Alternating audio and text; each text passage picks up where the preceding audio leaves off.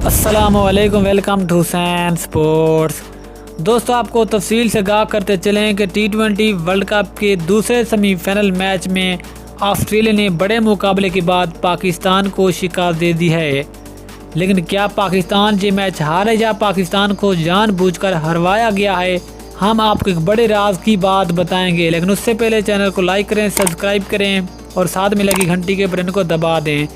दोस्तों, जैसा कि आप सब जानते हैं कि आज के इस बड़े मुकाबले में अंपायरों ने बहुत बड़े गलत फैसले किए। जिस तरह पहले ओवर में शाहीन शाह आफरीदी ने शानदार विकेट हासिल की।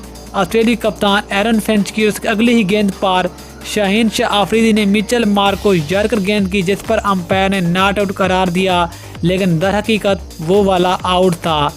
इसके अलावा जब शाहीन शाह आफरीदी ने 17वें ओवर में भी स्टोनिस के पैड पर गेंद मारी तो वो भी दर हकीकत आउट था, लेकिन अंपायर ने उसे भी नॉट आउट करार दे दिया। जैसे पाकिस्तान ये वाला मैच अंपायरों के दो गलत फैसलों से मैच हार गया। लेकिन दोस्तों, फिर आपको क्या लगता है पाकिस्तान किस वजह से मैच हार रहे हैं? कमेंट सेक्शन में ज़रूर बताएं।